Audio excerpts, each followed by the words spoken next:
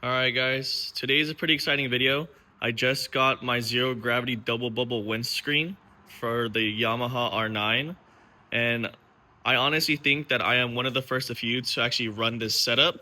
And so what we'll be doing is I will be helping compare the OEM to the zero gravity, install it, see how it looks, and I'll give you my first impressions on it. And so what I'm going to be doing, I'm just going to do an unboxing and I'll get right back to you once I finish opening up the box. So this is the zero gravity double bubble windscreen.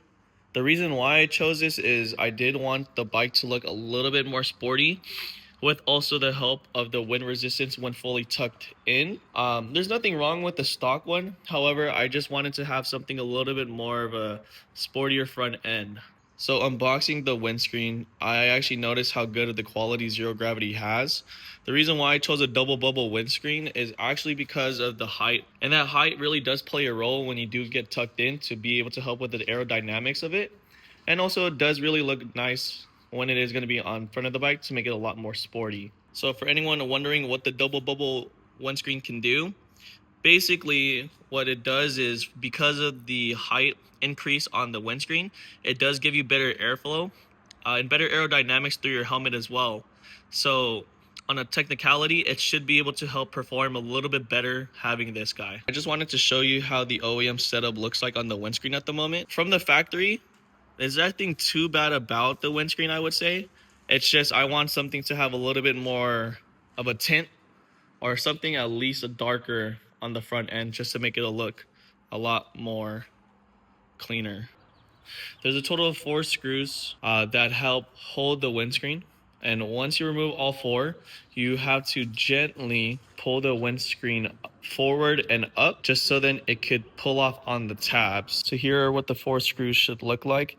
Each of them, they do have a clear backing behind it, so you want to make sure you secure all 4 of them as well. So what you also need to do is remove the 4 gaskets, like the rubber gaskets that hold the screws together. Once you remove all 4 of them from the OEM, you want to just move it over to your new windscreen. These are what the 4 gaskets would look like. So the way to remove them from the windscreen, you kind of have to pull down and twist in order for it to get out of the mount of where it originally was. So I just finished placing all of the rubber gaskets back into the new zero gravity double bubble windscreen. This is what it looks like at the moment. What I'm going to be doing, I'm just going to be putting it onto the bike now, and that should be the finished product from there. Okay, yeah. I'm actually really happy about this upgrade.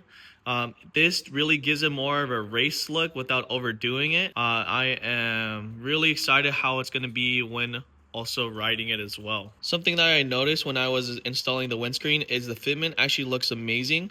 It really lines up with almost like the OEM, so that is another plus side as well. One thing I wanted to add on is I did opt in for the light smoke windscreen just because I wanted to have the opportunity to still look through the windscreen and also have a cleaner look to the bike as well. So I noticed there isn't a lot of videos about this windscreen on the Yamaha R9 yet. So hopefully anyone that is thinking of upgrading from stock to a aftermarket, I hope this really helps them give more insight on what they want to upgrade to. It changes the whole front of the bike and it also is functional as well. Let me know what you guys think down below. Do you prefer the zero gravity windscreen or do you prefer the OEM windscreen?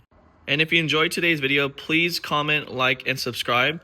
We've got some more content coming on the R9 pretty soon. Peace!